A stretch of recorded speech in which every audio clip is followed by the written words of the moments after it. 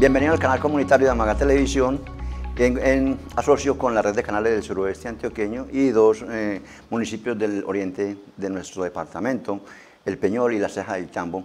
Hoy hablaremos de un tema muy importante para nuestra comunidad. Es el tema de la tutela, los alcances, el procedimiento y todo lo que se deriva de este mecanismo de participación. Nos acompaña la abogada y profesional en Derecho, Liliana Álvarez Mejía. Acompáñenos.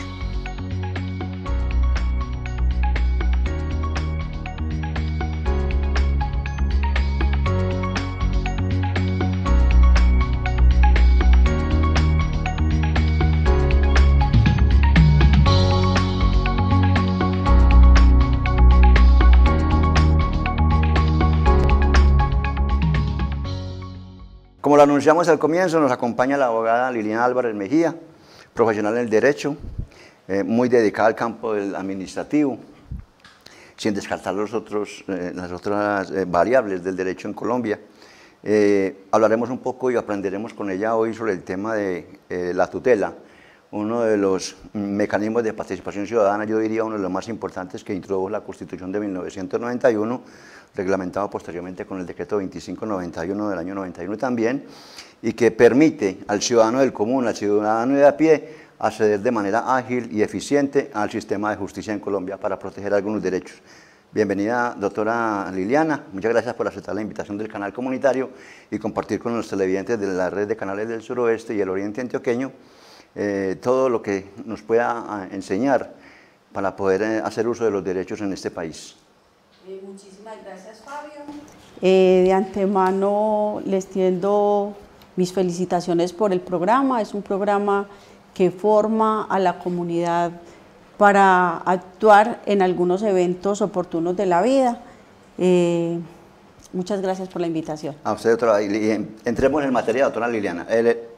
La Constitución de 1991, que no se ha alcanzado a desarrollar en su totalidad y que ya ahora pretenden algunos modificarla o cambiarla mediante una constituyente con la participación del constituyente primario, que es el pueblo, mediante un referendo, yo diría que no la conocemos de fondo. Mucho de la tutela, consagrada en el artículo 86 de la Constitución colombiana, como un mecanismo de acceso inmediato y pronto para proteger unos derechos amenazados o vulnerados. Esa tutela se ha popularizado mucho en Colombia, pero existe mucha confusión porque no todos los derechos son tutelables. ¿Cuáles son los derechos tutelables, doctora Liliana? Bueno, Fabio, la herramienta que nos da la Constitución del 91, en el artículo 86, inicialmente nos da la protección a los derechos fundamentales que están en el capítulo 1 y versan desde el artículo 11 hasta el artículo 40 de la misma Constitución. Estos derechos no son los únicos que se protegen, porque hay unos derechos que se protegen por conectividad, ¿cierto? Entonces hay unos derechos que están ligados de manera sistemática a estos primeros derechos.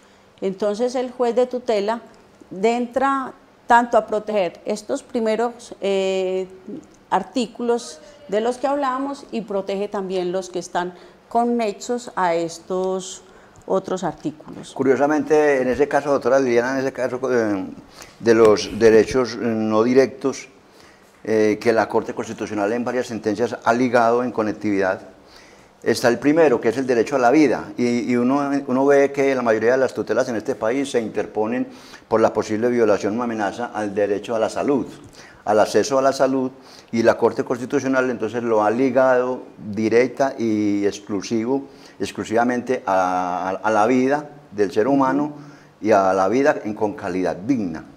Por eso la salud, cuando tiene una amenaza o de vulnerabilidad, entonces lo obligan a la vida y procede el juez a aceptarla. Sí, tenemos el derecho a la vida, que es importantísimo, y tenemos conexos a el derecho a la salud, a la seguridad social, al mínimo vital, y protege en especial a las personas vulnerables con cierto grado de indefensión en la parte económica, física o social, o psicológica. Entonces estas personas son protegidas por este mecanismo de una manera especial. Niños con problemas de discapacidad, claro. Personas con limitaciones físicas y adultos mayores. Sí, los niños son de protección especial. Los niños son de protección especial, incluso están protegidos desde su misma legislación como mecanismo, como preferentes a nivel nacional en todo lo que es la ley. Entonces, una persona que hoy considere que están vulnerándole un derecho fundamental y que quiere acudir al mecanismo de tutela, primero no requiere de un profesional, es decir, no se requiere abogado para interponerla. Segundo, no necesita incluso ser versado en materia de derecho o tener mucho conocimiento de las cosas. ¿Qué se requiere en estos momentos para una persona acceder a una acción de tutela? Bueno, o sea, la persona lo puede hacer en nombre propio. Si esta persona está en un grado de indefensión, no sabe leer o escribir, otra persona lo puede hacer por agencia, ¿cierto? También puede ser a través de un apoderado judicial, lo puede hacer el personero municipal o el defensor del pueblo. Entonces estas personas pueden hacer esa acción en representación de la persona a la que se le están vulnerando los derechos. También es importante señalar de que para presentar la tutela no es necesario estar escrita.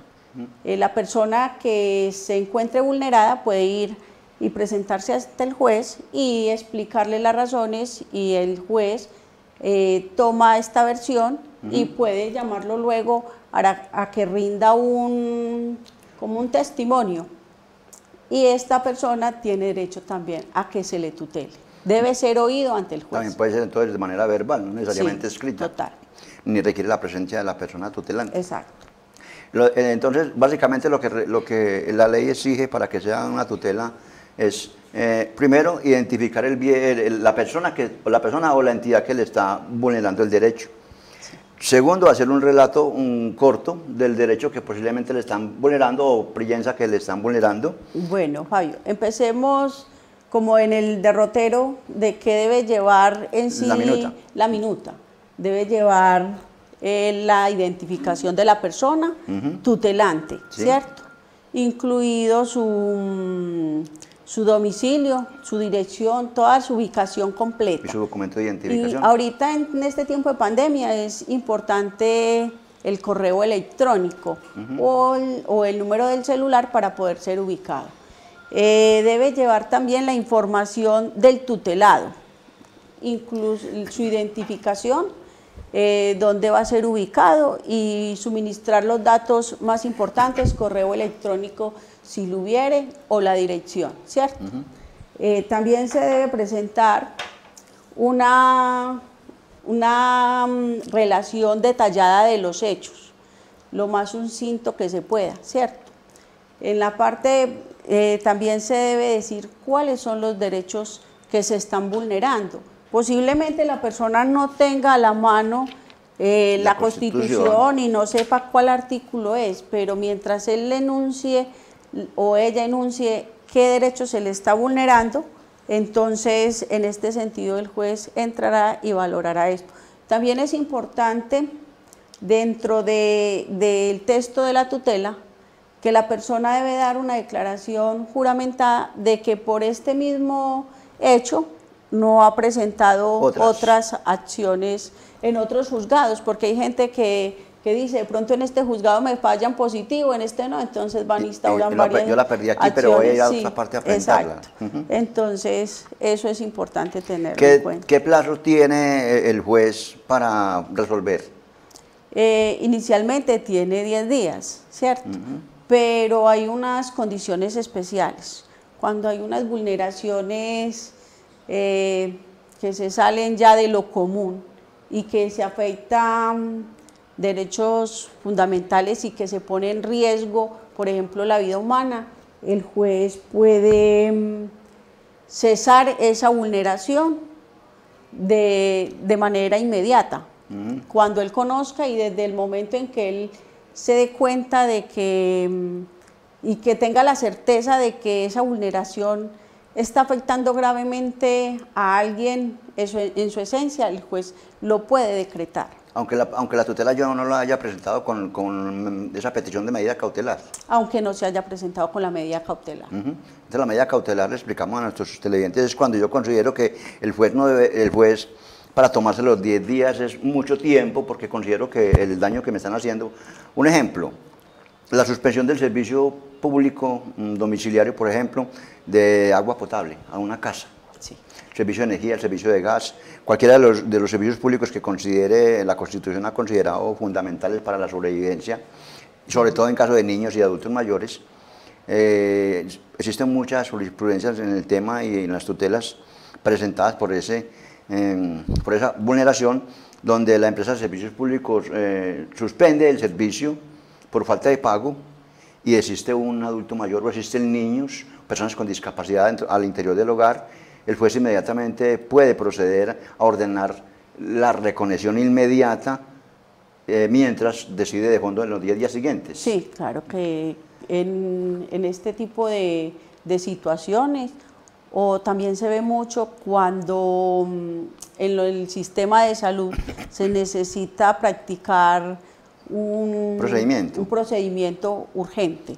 Entonces el juez puede ordenar que se haga este procedimiento. Y ocurre mucho que no lo hacen es porque se chutan la responsabilidad entre las EPS, las IPS, por ejemplo, de la EPS dice que no, que ese procedimiento no lo hace porque no se lo van a reconocer porque corresponde a un accidente laboral, entonces la ARL y se empiezan a chutar y entonces el juez puede ordenar que se lo haga inmediatamente la EPS y después solucionen el problema de a quién no asumiría el costo, ¿cierto? Total.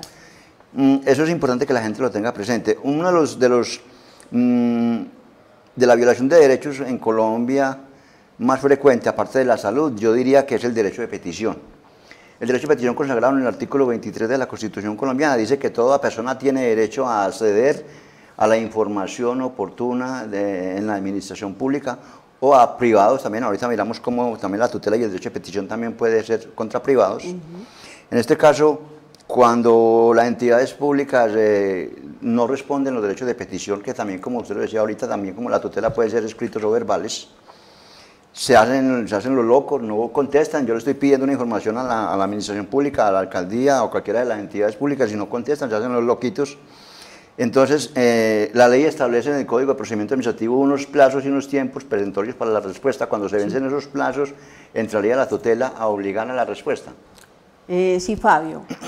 Hay una situación, cuando se presenta el derecho de petición y la entidad pública no contesta este derecho de petición dentro de los plazos, teniendo otro mecanismo que es llamar a la persona y decir, no te puedo contestar porque estoy recolectando la información. Que es dispendioso. Es dispendiosa, te contesto dentro de un tiempo. Si la entidad administrativa guarda total silencio, entonces procede la tutela. Procede, pero en un sentido, no a que le contesten, ¿cierto? A que le contesten a la persona sobre el tema que está preguntando. No es que obligue a la persona a la entidad a que le resuelva de fondo, simplemente se va a lo que dice el derecho de petición. Responda. No necesariamente la respuesta de satisfacer al peticionario. Exacto. Yo puedo pedirle a la empresa de servicios públicos que me retire un poste del frente de mi casa porque me está perjudicando la entrada o porque puede haber un riesgo por los cables de alta tensión que conducen o algo, o que me retire un resalto, policía acostado que llamamos, o un resalto, un reductor de velocidad, porque han habido muchos accidentes o por cualquier circunstancia. No necesariamente la respuesta a ese derecho de petición necesariamente es la acción, es decir, que me lo retiren, sino que simplemente me dirán entonces si son competentes o no para ese, y si no se retira o si se retira, ¿qué se debe hacer? Pueden decir si son competentes o no, pueden decir que se va a contratar a la persona idónea para levantar el poste, o que se van a hacer acciones distintas a mitigar el daño, ¿cierto? O puede decirle, en tal fecha se le dará respuesta y se hará una visita oficial para mirar cuál es la situación real del daño que se está generando. Entonces, esa es la acción de tutela contra derecho de petición e información, porque son dos cosas diferentes, petición e información. Y entonces, cuando opera algo que se detenía antes o que todavía mucha gente habla, y ojalá no me respondan, porque si no me responden, entonces me tienen que cumplir lo que estoy pidiendo, lo que nosotros llamábamos el silencio administrativo positivo. A ver. El silencio positivo administrativo es prácticamente el que calla, otorga, ¿cierto? Entonces, si la entidad administrativa no nos está contestando, está dando por sentado de que existe tenemos la razón. La razón. ¿Y el juez de tutela podría entrar a dirimir eso o simplemente el juez de tutela se limita a obligar a que responda? A obligar a que responda. Obligar a que responda. Ya lo otro sería... Sí, ya sería una vía gubernativa. Sí, otro tipo de la cosas. vía diferente. El mecanismo de tutela que establece la Constitución también aplica para no solamente estos 40 o estos 30 casos que tiene la Constitución colombiana como derechos fundamentales violados, lo que usted decía ahorita también que van ligados a los preámbulos de la Constitución y a la conexidad con la vida que ha hecho la Corte Constitucional como instancia de cierre de estos procesos, sino que también los tratados internacionales que hacen parte de los bloques de constitucionalidad de nuestro país, los de la UNICEF, todo lo que tenga que ver con tratados internacionales, como por ejemplo, se ha discutido mucho y ha dicho la Corte Constitucional que la paz es un derecho tutelable. Sí. Pero bien complicado. Es muy complicado porque es un derecho subjetivo, ¿cierto? Y es un ideal. Entonces, hacer un ideal es como muy difícil esa aplicación, pero resulta que también la tutela es algo fundamental en este tipo de cosas, porque no solamente aplica para estos derechos que mencionábamos, porque el preámbulo de la Constitución también es vinculante a la tutela, ¿cierto?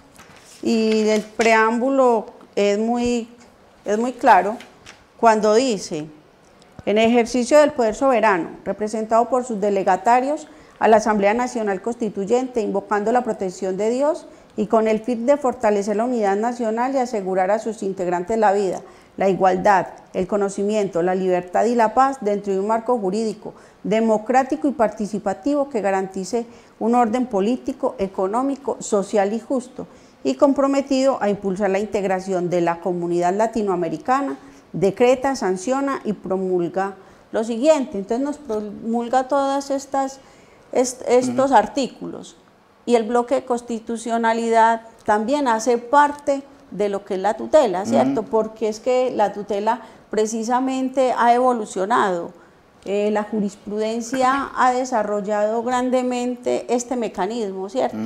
Y la Corte Constitucional se ha pronunciado y se ha reiterado en muchas oportunidades, y situaciones que nosotros como tal no lo vemos enmarcados en estos derechos que inicialmente encontramos entre el artículo 11 y el artículo 40, pero ellos ya lo han desarrollado. Entonces nos vamos a esas sentencias de tutelas que ya la Corte estableció y son jurisprudencia, y esa jurisprudencia también es vinculante. Entonces también nos podemos pegar de ellas. Entonces el derecho es un campo muy amplio. Por ejemplo, aquí se dio en Colombia un caso que le denominaron el choque de trenes, porque fue esa confrontación entre las tres cortes, grandes cortes que tenemos nosotros, la Corte Constitucional, que es la máxima distancia, la que vigila nuestra Constitución del 91, que es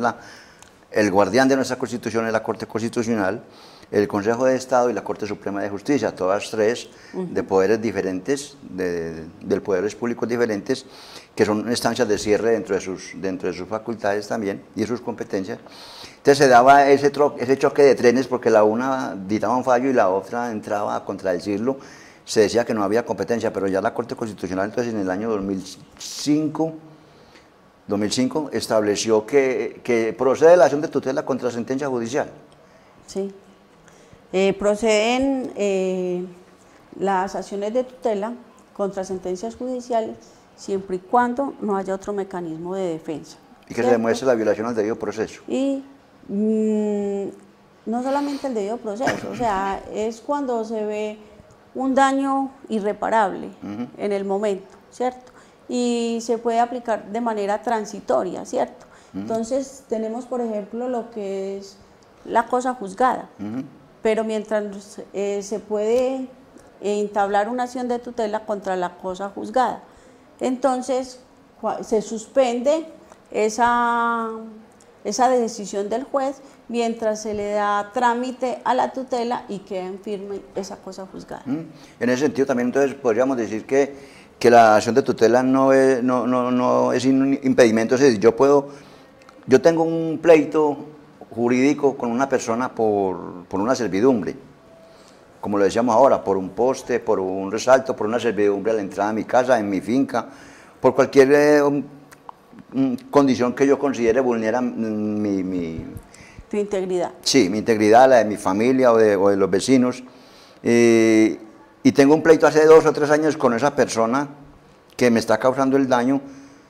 Yo puedo acudir a la acción de tutela sin interferir con el proceso que se viene realizando en la justicia ordinaria. Sí, claro, sí.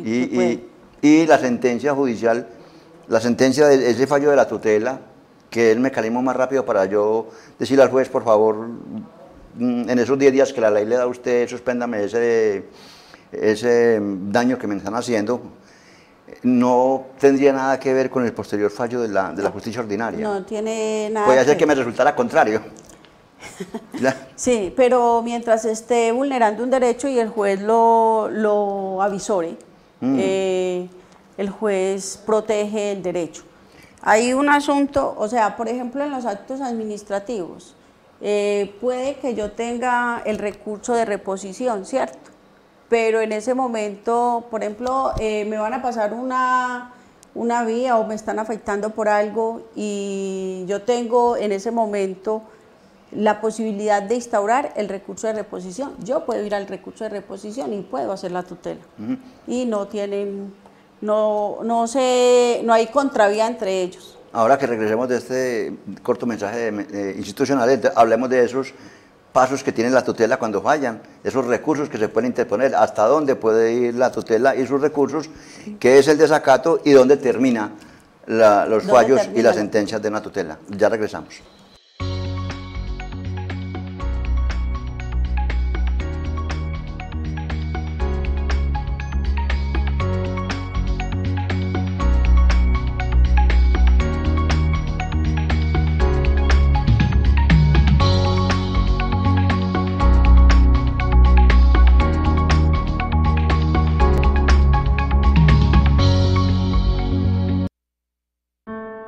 Te dio la bienvenida al nacer. Estuvo ahí con tus primeros pasos. Con tu primer error. Con tu primer beso. Está contigo cuando ganas. Cuando pierdes. Cuando te vuelves a levantar. En cada momento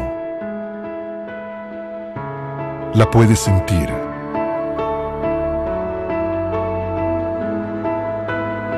La vida. Derecho humano número 3. El derecho a la vida. ¿Qué son los derechos humanos?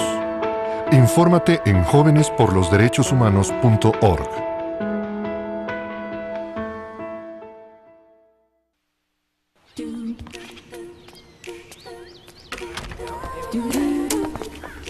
¡Hey!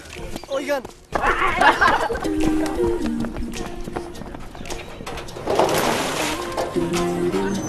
¡Hola! ¡Hey! ¡Ay, no! ¡No! Sí.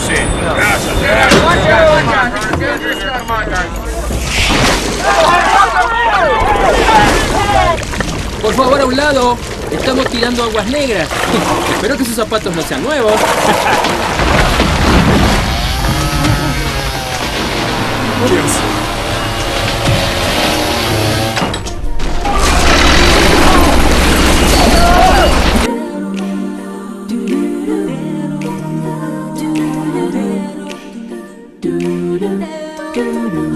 Te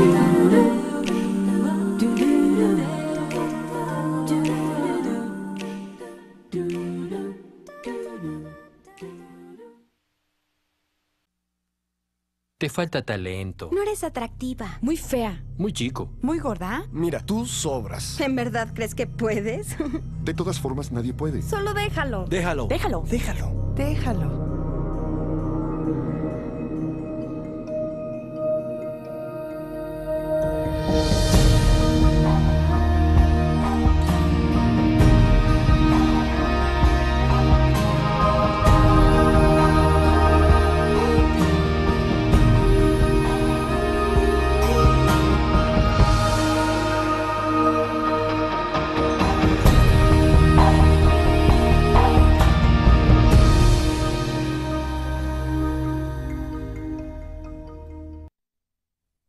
Siguiente caso. El Estado contra Martin White. Martin White está acusado. Culpable. Siguiente caso. ¡Su señoría! ¿No ha escuchado los cargos todavía? Culpable. Siguiente caso. Culpable. Culpable. Culpable. Cadena perpetua. Culpable. Siguiente caso.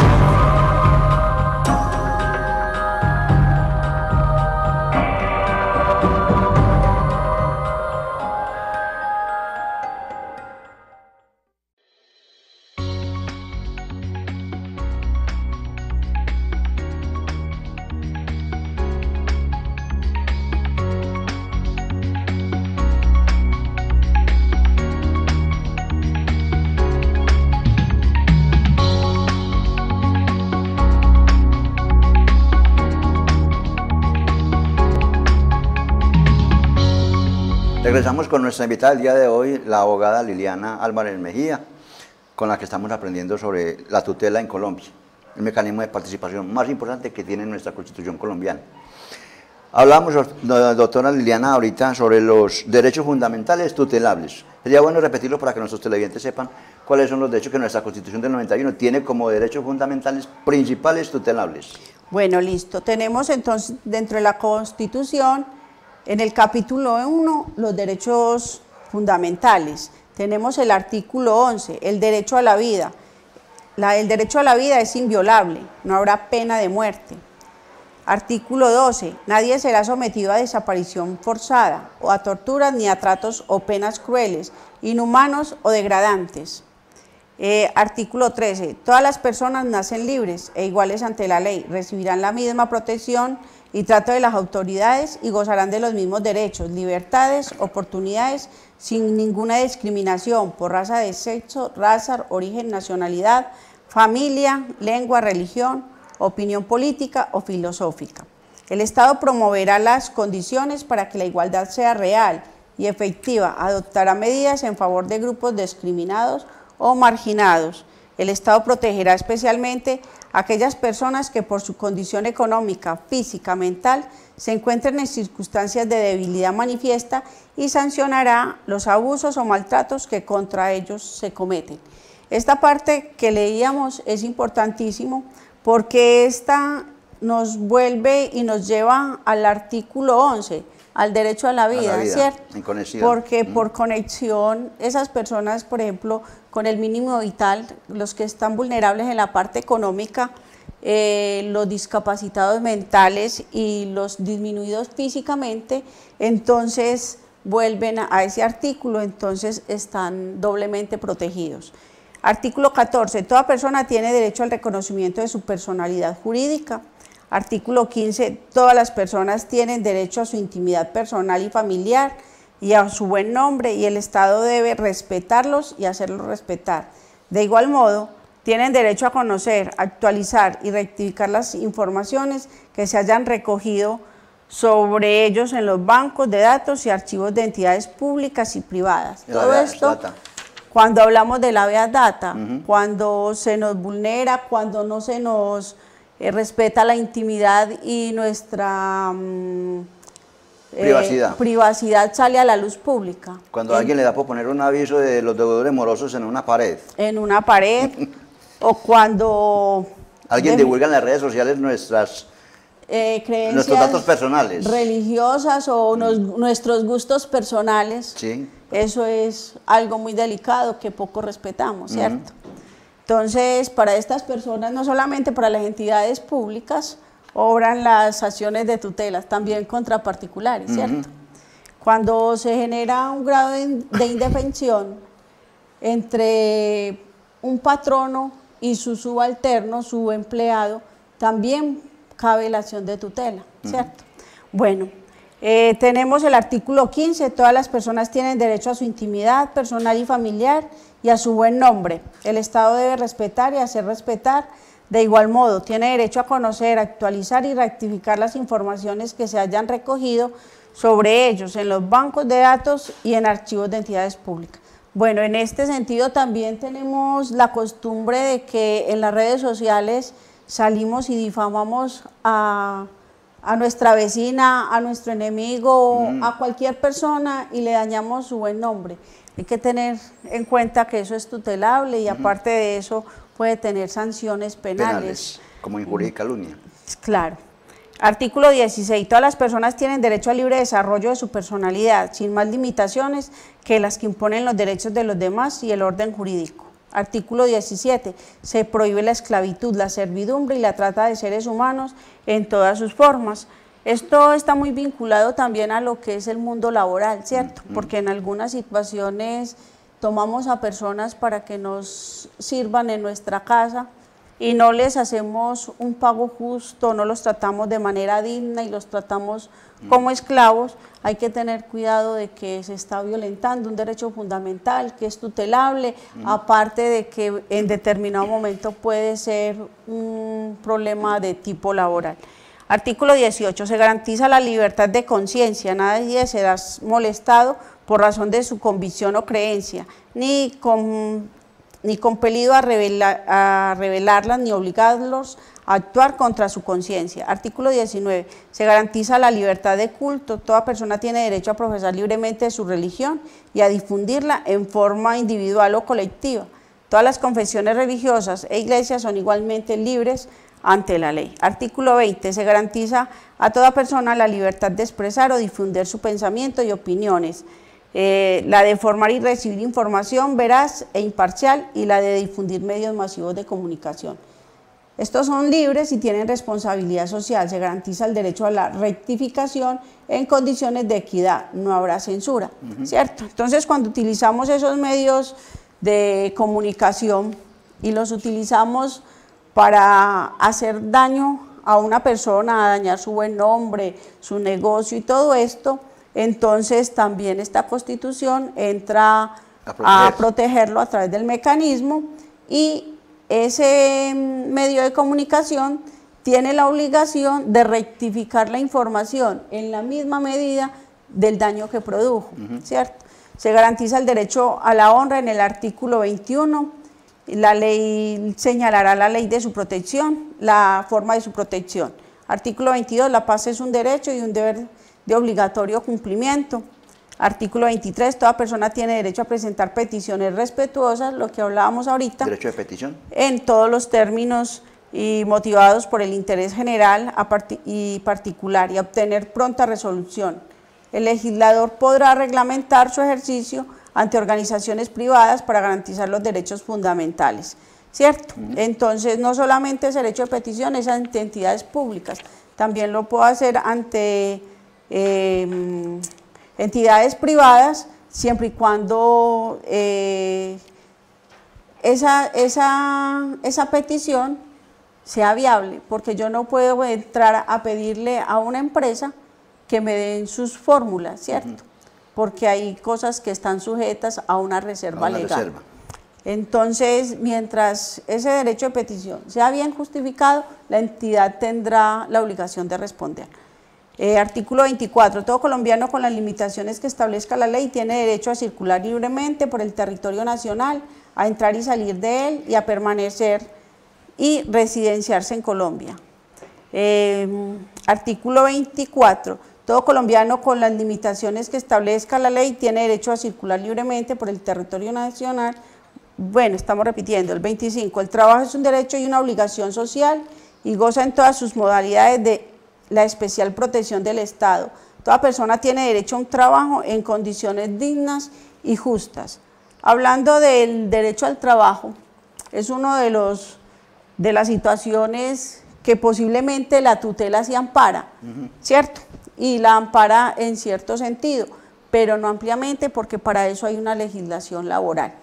En condiciones económicas, la tutela no opera, pero cuando hay una violación al mínimo vital, la tutela puede entrar a operar.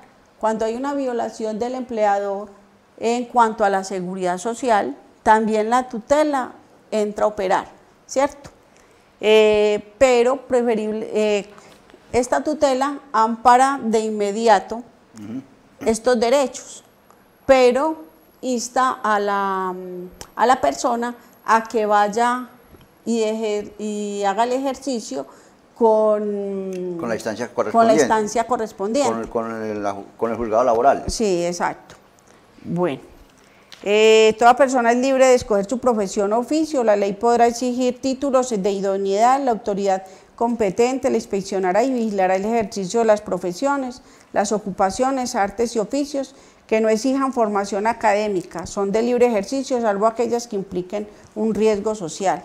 Artículo 27. El Estado garantizará las libertades de enseñanza, aprendizaje, investigación y cátedra.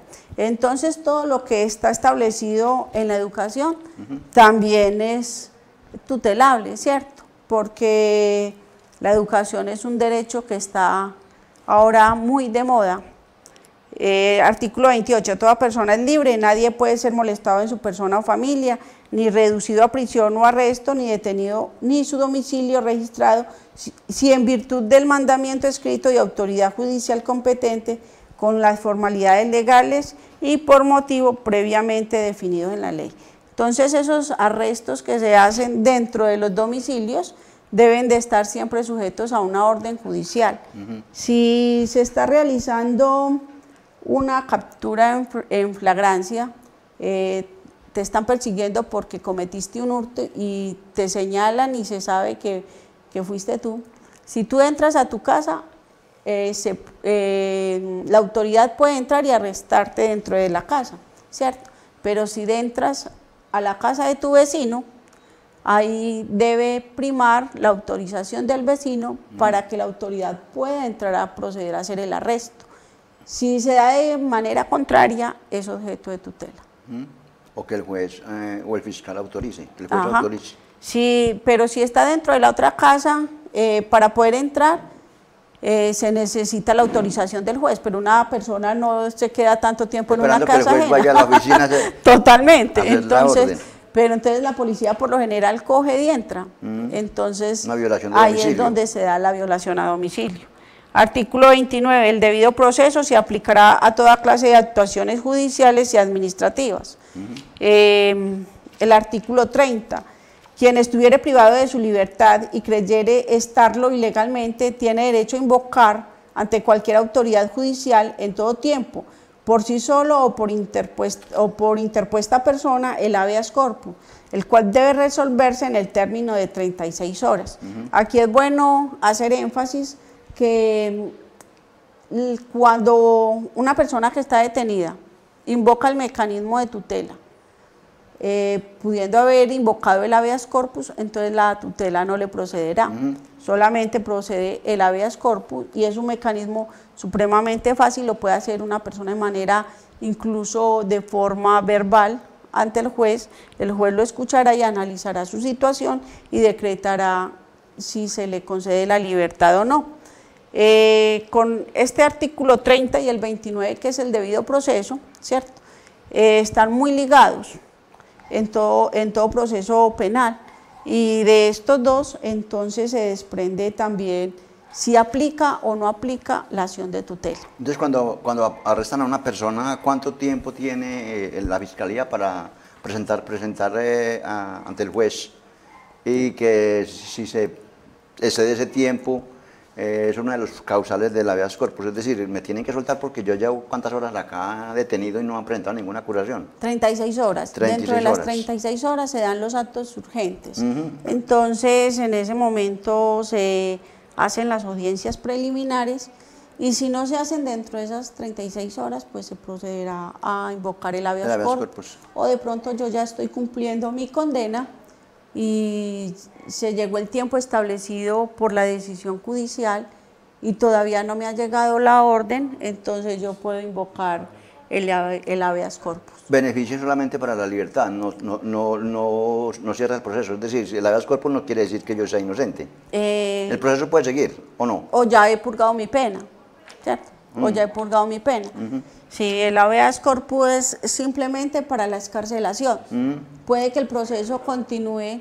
Y vuelvan y lo cojan. Y sí, ya es dependiendo cómo tiene su situación jurídica y qué pruebas lo involucran, ¿cierto? Sí, claro. ¿Qué tiene la Fiscalía? Bueno, el 31. Toda sentencia judicial podrá ser apelada o consultada, salvo las excepciones que consagre la ley. Con respecto a esto, entonces, la tutela procede contra sentencias judiciales, sí, pero hay que tener en cuenta que la tutela se puede presentar en cualquier momento, ¿cierto? No hay un tiempo clave, un tiempo para que se diga, hay un tiempo que corre y en este tiempo se tiene que presentar la tutela cuando hay la violación de un derecho fundamental. Lo que prima es la inmediatez. Cuando una persona se da cuenta que se le están vulnerando sus derechos, de inmediato debe recurrir a la acción de tutela. Pero si no se ha dado cuenta, en el momento en que se dé cuenta, lo debe hacer. Pero cuando hay una sentencia judicial de por medio, ese tiempo sí se regula y es de 2 meses para ir a presentar esa tutela. De hecho, un caso muy común que ocurrió en Colombia y muy mentado es que en ese artículo se habla de la doble instancia en los procesos judiciales. En el debido proceso habla de la doble instancia. Todos los colombianos tenemos derecho a una doble instancia. Dice que a mí me juzguen por un delito dos entidades diferentes, el juez y el superior inmediato de ese juez. En este caso el juez municipal, por ejemplo, podría ser, y el juez de circuito o el superior inmediato o la Corte Suprema de Justicia, dependiendo del caso. Pero siempre tendré derecho a 2 instancias, a 2 conceptos, a 2 opiniones diferentes. Y hay unos aforados en Colombia, como los congresistas, como el fiscal, como el procurador y otros altos mandos del Estado, que parecía tener un privilegio porque eran solamente juzgados por la Corte Constitucional, que es por la Corte Suprema de Justicia, que es última instancia y instancia de cierre, donde irían los que vamos escalando estos otros de juzgados, circuitos o tribunales y el Consejo, a la Corte Suprema.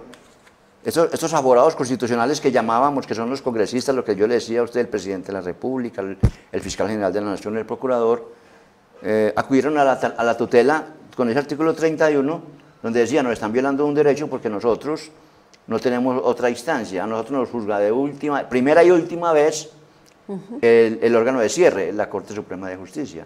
Ahí fue donde la Corte Penal Internacional hizo valer esos tratados internacionales y le dijeron, ojo, que en Colombia sí, aunque sean aforados, son colombianos que tienen que respetar el artículo 31 y hay que hacer la doble instancia. Por eso se creó entonces esa comisión al interior de la misma Corte Suprema de Justicia y se tiene que reglamentar esa Constitución para que no hayan aforados en Colombia con una sola instancia. Sí, ahí en este momento, pues, aparte, pues, se da el juicio, se da la sentencia, uno puede apelar al superior jerárquico, en este caso pues pueden ser los tribunales, pero también se puede ir a instancias internacionales y también por ejemplo, si es un caso penal, a la Corte Suprema de Justicia. Se pueden pedir revisiones y se puede también apelar a tratados internacionales. Y luego lo que hizo hubo un exalcalde que, no vamos a decir el nombre para que no digamos que están haciendo política, pero un exalcalde destituido por la Procuraduría en Colombia, y no tenía más instancias porque era un aforado, y le tocó ir a la Corte Penal Internacional, que le garantizaran ese derecho. La Corte encontró con que efectivamente la Constitución del 91, en ese sentido, el artículo 31, sí estaba violando los derechos ciudadanos, porque no le concedió instancia para revisión, y la Corte dijo, sí señor, tienen que revisarle, y entonces la Corte Penal Internacional actuó como instancia y revocó la decisión de destitución. Ajá. Entonces hay otras instancias, lo que pasa es que no son muy conocidas y no todo el mundo tiene la forma y la capacidad de llegar a ellas. Claro. Pero es bueno que la gente sepa que no nos quedamos solamente con la decisión de un tribunal. Por ejemplo, en la tutela como tal, el juez puede dar el fallo de primera instancia. Quien se siente afectado con la sentencia puede impugnar la sentencia, haciendo pues un buen uso de por qué se debe impugnar, y este irá al superior jerárquico. En ese sentido, el superior jerárquico revisará pruebas, porque es importante meter pruebas dentro de la tutela. Este podrá solicitar pruebas, podrá valorar las mismas y podrá decidir de la misma forma que el primer juez, o podrá revocarla. De igual forma, estas sentencias de tutela también van a la Corte Constitucional, y en la Corte Constitucional también se les hace cierto control. Puede ser que un juez, el juez de primera y el de segunda instancia hayan fallado de una forma y la Corte Constitucional vea la sentencia contraria a derecho y falle distinto. Y esto es lo que hace... Pero la Corte Constitucional lo que hace es una revisión aleatoria y eventual, ¿no? Es no las lee todas, eso... Es una revisión aleatoria y ocasional. Tiene que ser muy de buenas para que le toque la de uno. Puede ser, pero resulta que el defensor del pueblo... Sí puede pedirlas. Puede solicitar... O el fiscal. Hay varias personas que lo pueden hacer, que se revise determinada sentencia de tutela. O un mismo magistrado de la Corte. O un magistrado de la Corte, para que se revise. Y en muchas ocasiones se han hecho cosas importantes desde esta revisión y se ha dado a que se den sentencias de unificación sobre eso, ¿cierto? Entonces esas sentencias de unificación ya nos dan un parámetro para decir, no es solamente lo que está escrito acá, sino que es que la ley se va cambiando, o sea, las normas se van ampliando porque el derecho es cambiante. Pero esas sentencias de unificación en la Corte Constitucional de la revisión de tutelas, básicamente lo que hacen es darle herramientas a los jueces para las tutelas que vengan en el mismo sentido. En el mismo sentido. Porque la tutela en Colombia no sienta jurisprudencia, es un derecho fundamental y único. Porque si no ya se hubieran acabado en Colombia los motivos para tutelar, porque hemos tutelado por todo. Sí, hemos tutelado por todo, pero esa sentencia sí le dan la herramienta al juez y dice, de estos casos que son muy similares, se falla en este sentido. Entonces, eso ahorra mucho trabajo al juez y también al ciudadano que quiere quiere conocer hasta dónde se le vulneran sus derechos. Entonces, eso es muy importante. Y la tutela, por ejemplo, un caso específico, una tutela le concede al juez, el juez concede la tutela presentada a una persona, le da 48 horas para que se cumpla, después decir que se haga la cirugía que estaban negando la EPS, que se le paguen los salarios al trabajador porque tuteló porque no tenía de qué vivir y le estaban debiendo plata en el trabajo, su empresa, o por cualquier circunstancia que haya tutelado, el juez le da 48 horas para que se resarcir el daño y se cumpla con el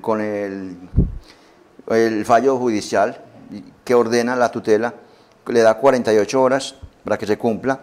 Si entonces esas 48 horas el tutelado no alcanza a cumplir o no tiene con qué o no puede cumplir, ¿qué se hace? O si la impugnación que el tutelado presenta, porque él dice, no, yo voy a presentar recurso porque yo no tengo que pagarles. Entonces, esa sanción de fallo de primera instancia se suspende mientras el de segunda instancia resuelve la apelación o queda en firme. Se suspende mientras el de segunda instancia revisa. Pero si ya está confirmada la acción de tutela, porque hay unas cosas pues que no admiten, que ya se sabe que son claras, que hay la vulneración y la persona reconoce y no va a la segunda instancia. Si no se cumple, está el desacato, Entonces la persona puede ir ante el juez, por ejemplo, se da mucho en lo que es la salud con la entrega de medicamentos, que de pronto la EPS no entrega oportunamente un medicamento que es vital para determinada persona y está afectando su función vital de una manera fuerte. Entonces, dentro de ese tiempo, la persona puede interponer el desacato y el juez ya entrará a imponerle sanciones a quien está desacatando ese fallo. Y ese desacato, ese recurso o ese desacato que es la sanción por el incumplimiento del fallo, podría operar o tiene la facultad, el juez tiene la facultad de proferir un fallo sancionatorio, pues desacato. Sancionatorio y puede tener consecuencias penales. Incluso estando la tutela en recurso de apelación o de impugnación. Si el derecho como tal está conculcado y hay un daño grave, irremediable y está bajo una medida cautelar, sí. Y el juez en su impugnación, como está en segunda instancia, podría revocar el desacato inclusive, o solamente cuando se cumpla cuando se cumpla la sentencia, cuando se cuando cumpla la sentencia. la sentencia. Es decir, el desacato podría abortarse en cualquier instancia, en cualquier momento. Sí, en cualquier momento. Si el juez considera que no se vulneró, se podría abortar. Y si a mí se me pasan las 48 horas para pagar algo que yo tengo o para la EPS autorizar un procedimiento, se pasan las 48 horas, pero mientras se produce el desacato, mientras se notifica y se hace todo el procedimiento, la medida cautelar opera. Eso, entonces si yo ahí mismo autorizo, la EPS me autorizó, ya lo programaron, ya está la cirugía lista, ya la van a hacer, se puede entonces suspender las acciones siguientes. Ajá. Se puede suspender el desacato, incluso se puede suspender... incluso el juez de tutela puede ampliar plazos para cumplimiento de claro. tiempos. ¿Por qué? Porque es que hay cosas que no se dan para cumplirse en 48 horas. Por ejemplo, yo voy a poner una tutela porque una quebrada está generando un riesgo a mi casa, ¿cierto? Y entonces esa intervención tiene que ser a través de una entidad pública, digamos una alcaldía. Entonces el juez da unos tiempos mayores. ¿Por qué? Porque es que tiene que entrar a una licitación pública, que la entidad llame a varias personas, háganme el presupuesto, los diseños, para poder hacer poner el remedio como tal en la zona afectada. Entonces esos tiempos son más amplios, más esto no quiere decir que se deje al libre arbitrio. El juez pone unos tiempos razonables y también puede poner una vigilancia sobre ese asunto como tal. Vamos a ese último corte de mensaje institucional y regresamos para las conclusiones de esta charla con la abogada Liliana Álvarez Mejía.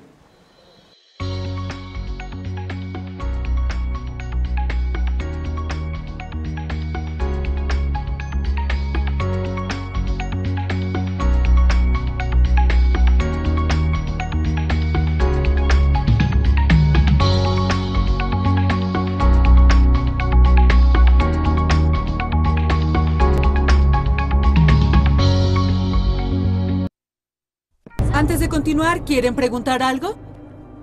¿Y esto sigue pasando?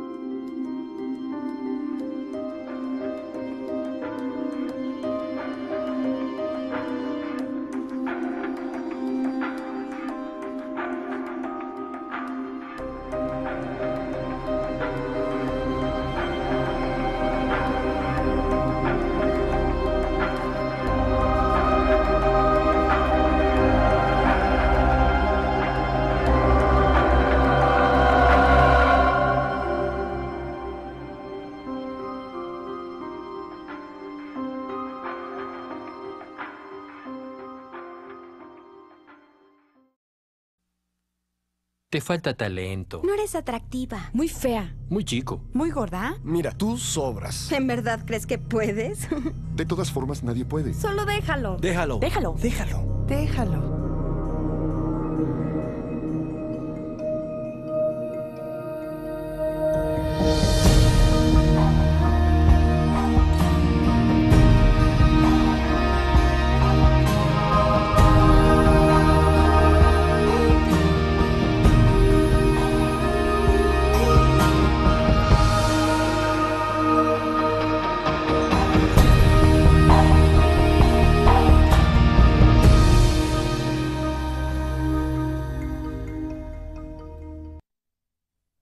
Siguiente caso. El Estado contra Martin White.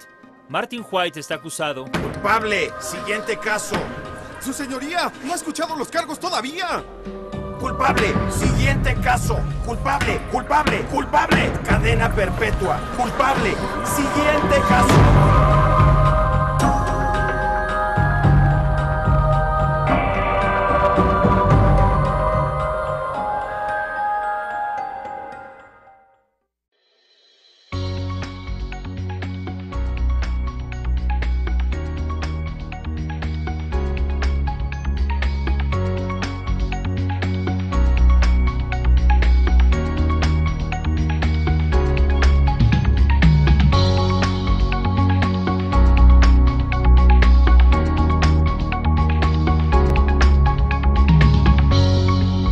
Regresamos con nuestra invitada del día de hoy, ya para concluir, doctora Liliana Álvarez Mejía.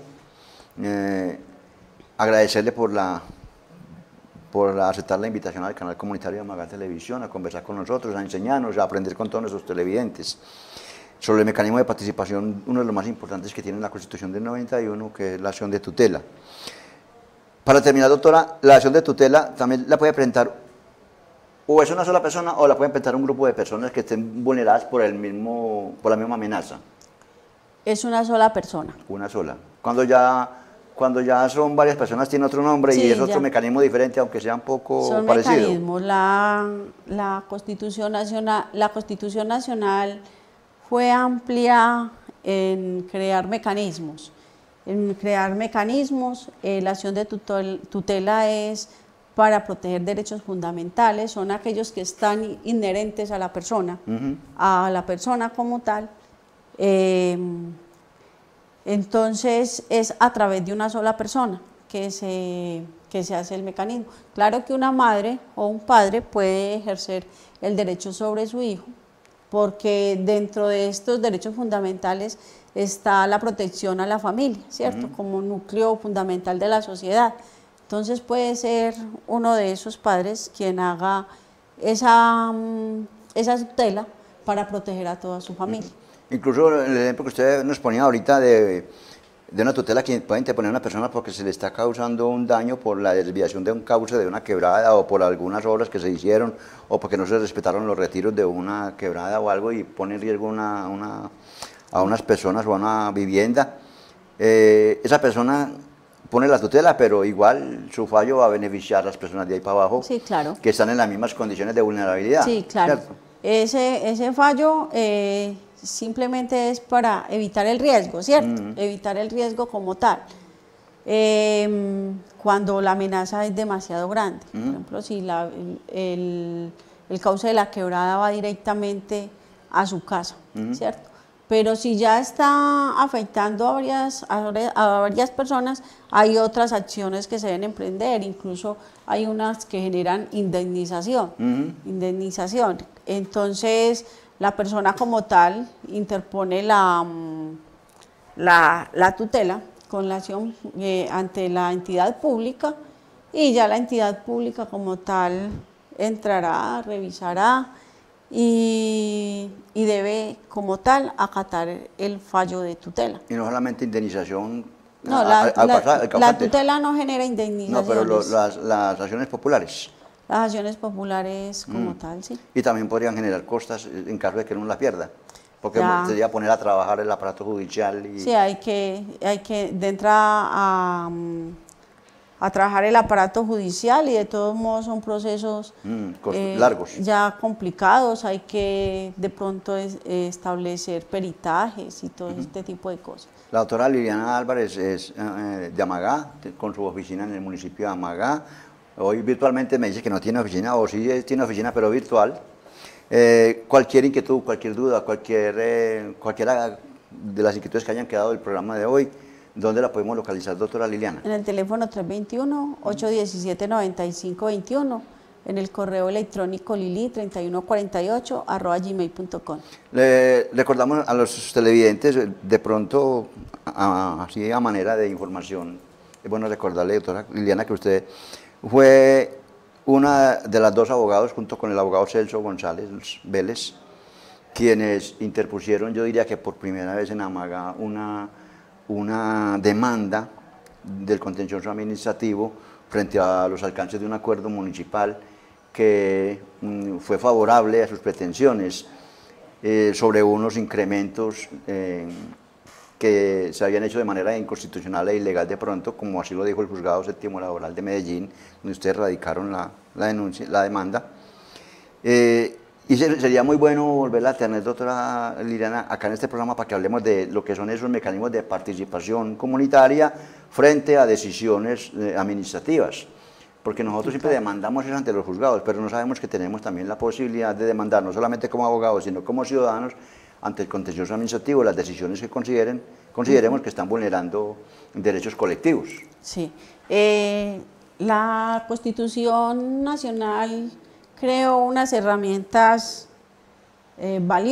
valiosísimas, diría yo, para todas las personas en Colombia, no necesariamente para abogados. Cuando se hizo la acción de nulidad por inconstitucionalidad, se presentó cuando éramos estudiantes, no éramos abogados, ¿cierto? Entonces, nos da esta Constitución nos da esa facilidad de participar y buscar esa estabilidad entre lo político y lo económico, ¿cierto? Buscando como esa equidad, porque la idea es que todos debemos generar el derecho, y cuando nosotros vemos que esta Constitución, este pequeño librito que tenemos aquí, está siendo vulnerado por alguien o por una entidad como tal, nosotros tenemos que hacerla respetar, porque es que son los derechos no solamente de una persona, son los derechos de una comunidad.